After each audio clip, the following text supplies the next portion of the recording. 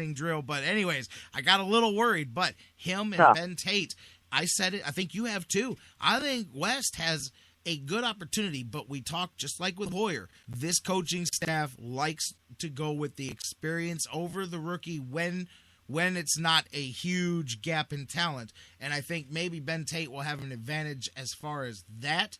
But, man, don't sleep on Terrence West winning the starting job in camp. That really would be a great sign to see him do it because, Ben Tate is a very quality back. This is really the most important season in Ben Tate's career. Now he finally has his chance to step out of Arian Foster's shadow with the Titans and to grab this job for himself and really become the Browns' number one main back. Now, I think in a perfect world, they'll both be healthy and they'll both get a decent amount of carries because, these days you don't want to really put all your rushing burden on one person unless he's somebody relatively superhuman like Adrian Peterson.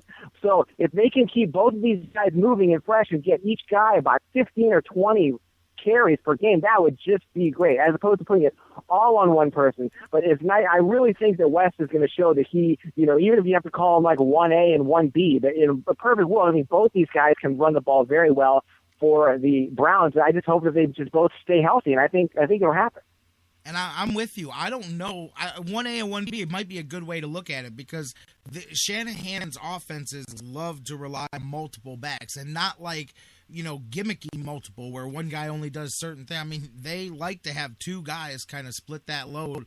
Not that they won't rely on one either, as we've seen. You get Al Morris going. But I agree. I think you're going to see a lot more of a one, regardless of who is the named designated starter coming out. They're going to have a barring injury, I should say, a relatively close number of carries by the time the season's over, I think. So, and you're right, just much like we talked about, and again, maybe some people sleep on Terrence West, but, Hoyer, gets the opportunity. They draft a quarterback, goes right back into competition. Same thing here. Tate, like you said, breaks out of Houston, gets an opportunity. First thing that the new team that he signs with does is draft a running back. But, hey, competition. I don't care if you were drafted number one or Mr. Irrelevant. Competition makes the NFL world go round. That's right. And since, obviously injuries can come up at any time, you've really got to be deep everywhere. So you really have to have two or even three guys that you're comfortable putting in there because eventually you will have to do that. And speaking of number three guys, it was very interesting to see how Dion Lewis comes back this year. Of course, he really impressed us a lot during camp last year, but then he suffered a really bad injury. It'd be great to see him make this team and be a solid, third option, maybe a third down back, just to give the opposing defense what's guy going to do. And, just so you don't have to put that on Chris Ogbonnaya, because I think Ogbonnaya really excels a little bit more than as a fullback than as a third down specialist back. I would love to see both of those players make those teams in those roles. Yeah, that's somebody that you've got to put in that conversation too. The thing that's going to hurt him a little bit, I think, we've talked about it, is the fact that it was a different regime that had him in their plans. But I think, hey, when you've got talent, you find a place to put it on the field. And obviously these guys aren't going to just turn their nose up at somebody just because he wasn't their guy. But he's going to fight that. These guys were part of the group that drafted, West. So, and that brought in Tate. So, different thinking. But, yeah, I think you got to put him in there. And he's going to be hungry. You've always got that hunger of guys that, missed out. And he missed last year just when, hey, if he'd have played last year, he would have been a featured part of that offense, especially look at the way things went down with trading Richardson and all of that. But you've got other guys, too. We brought up Isaiah Crowell. Don't sleep on him. And Edwin Baker's in that discussion as well. So just like the offensive line, you've got some actual depth there. Maybe not all starter level depth, although I think about it. Baker's a guy that got some real starter reps for the Browns at the end of the season last year. And this is a guy that is going to be fighting for a roster spot here this year with these other guys. So that says to anytime you've got guys that started in positions for you last year that are in a group of guys fighting just to get an opportunity this year, that says you've upgraded your competition at certain positions. Right, and that's what you have to do. You have to start building talent over the years because when you look at great teams like the Packers, like the Seahawks, they're fortunate enough they're able to build talent within the same system. At least we've got some talent built up for this new system that we have. So it's going to be fun, I think, to watch these preseason games. Not just to see Manziel get a lot of reps, which would be fun to watch, but also to see what guys like Kroll and like Edwin Baker can do. See if they can, maybe impress the coaching staff and be able to make the team and be able to get some of that depth, because we know as the season goes on, it's really a long, tough slog. You're going to just need everybody, and you're going to need people not just to fill out a body on the roster and to play special teams, but to score a touchdown at some point. So it's going to be, like you said, I think there's really a bit of an upgraded competition. It's just that you just have to keep doing it year after year if you're ever going to rise to the elite. But it does look like we do have better talent than last year, so that's good news. Yep, Isaiah Crowell, watch out for him, man. He's going to undrafted, signed him, and I said that's one of those guys. They got a couple of wide receivers that fit there when we get over into that position as well, too. But depth is always a good thing. Fullback, Obaniah comes back in the conversation. Marquise Gray switching over from tight end looks to be in there as well, too, and that fits his skill set. Either way, that's not a job where I think either guy loses their job, although Browns, let's look at tight ends. Before we even jump at the receivers, the Browns have built some depth there, too. That's where I keep coming back to depth and competition here. You've got the incumbent, Jordan Cameron. Obviously, that's your starter there. He's got big playability. I'm interested to see with we talk about, it's so hard to judge.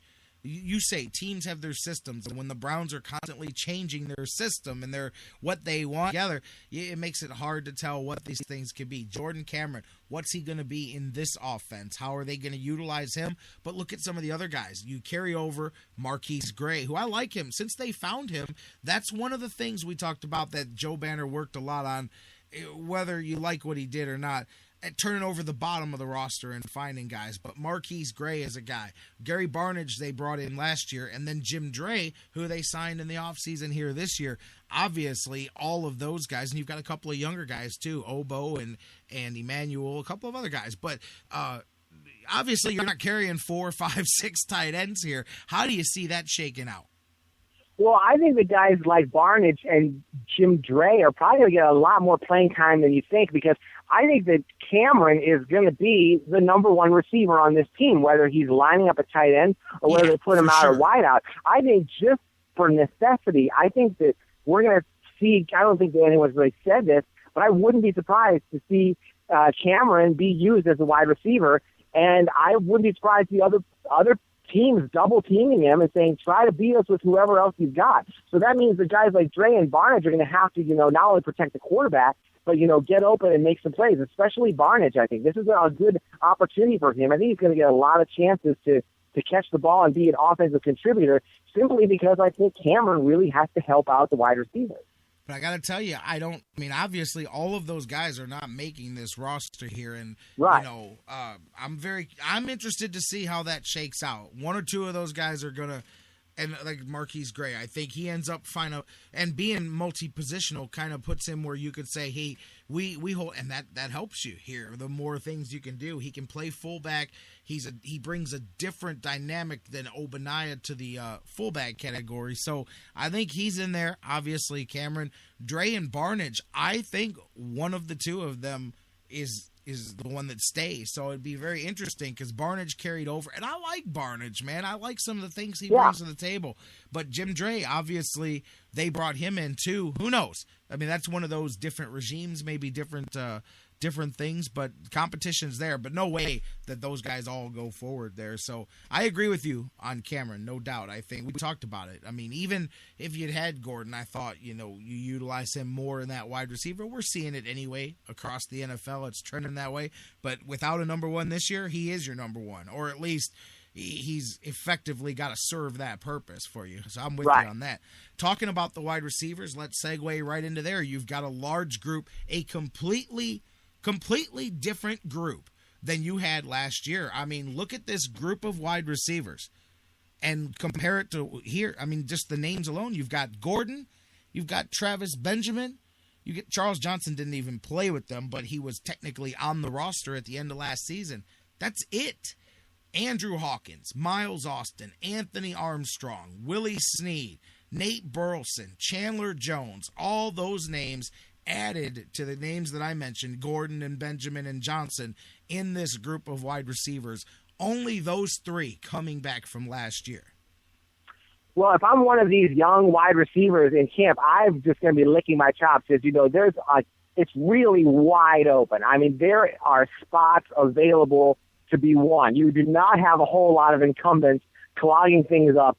So this is the time, every single practice, and of course in the preseason games, these guys have a chance to make a name for themselves and just get onto this roster because they're going to need them. They're going to need, when they go to 4 or 5 wide receivers, they're going to need every single one of those guys. So it could be somebody that we've barely even heard of at this point to be able to make this team and be able to catch the ball. It's really open season on getting a job for those guys. So they're with the perfect team. They're in a perfect position. But it's going to be interesting to see how well these guys like Miles Austin and Nate Burleson, guys who were out there just floating around, and they've done a lot, but they didn't have a job until we gave it to them. So they're going to have something to prove, and they've got a chance. They've got a chance to resurrect their careers, both of those two. And then Hawkins now has a chance that the Browns went out and got him. They made a concerted effort to get him away from the Bengals, and it worked. And now this is his chance to show the Bengals, including twice head-to-head, look, this is the kind of talent I have. Not that they were disrespecting him by playing behind a couple of great wide receivers, but showing that he can really do it as well. So I think Hawkins may turn out to be the best of these three, I should say. And like I said, if we have Gordon gone and we have Cameron, our tight end is one of our top receivers, these guys like Burleson and Austin and Hawkins are going to also have a huge opportunity to catch a lot of balls and really elevate themselves as NFL wide receivers. Yeah, with Hawkins, I believe that Hawkins is going to contribute for the simple fact that they spent money on him. They're going to write him a role, like a specific designated part of this offense. So, yeah, he's going to get catches and get his opportunities, so I expect some production out of him. Talking about these veterans, I don't know that it's a guarantee that Miles Austin makes this team. I know that the Browns want some veteran leadership too. What I'm saying is I'm looking at some of these younger guys that nobody is talking about. I've been intrigued with Charles Johnson. He's a big guy. They grabbed him while he was injured, I believe, from Green Bay. Haven't seen him play, but he's a big guy. But how about Willie Snead and Chandler Jones? You got both of these guys. And I'm telling you, I'm going to go so far as to say it now.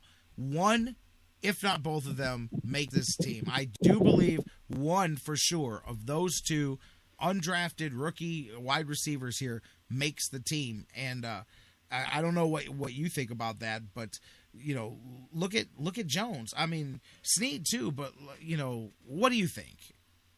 Well, I hope you're right. I think you very well might be right. It's just you've got an NFL pedigree. And sorry, not to step on you, but with Jones, you've got the NFL pedigree. You've got a guy who his dad was in the NFL for half a dozen years. So I'm not saying that second generation is a guarantee, but I know that helps, man. I know firsthand having that knowledge and that just seeing things in my own life. And I'll tell you, I'm intrigued at what he can do. I know, again, we're talking about an undrafted wide receiver, and he's undersized. Chandler Jones is not even 5'10". I think he's 5'9" and $180. So he's undersized. He went undrafted for that reason. But, I think that he's got a shot. I don't know. I like him. I think he's at least going to get some opportunities.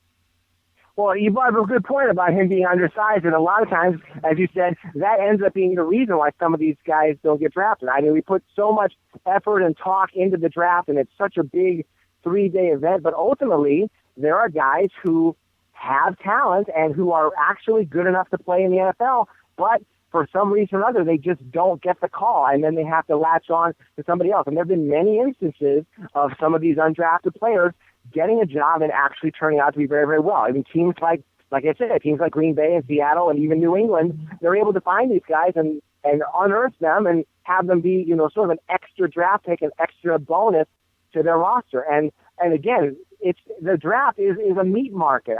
So much is put into your physical attributes and how tall you are and how big you are. And there are people out there who have a lot of talent and a lot of heart, but they just don't tip the scale as high as other people, and they don't get the call. So this is really their chance to show what they can do. And, of course, when you're not drafted, you've got to work that much harder because there's other people who have been given the contracts, they've been given the draft choices. You come in there just on a complete whim, just on a flyer. You've got to just scratch and claw for everything. And I could see one of these guys like Snead or Jones doing it. Again,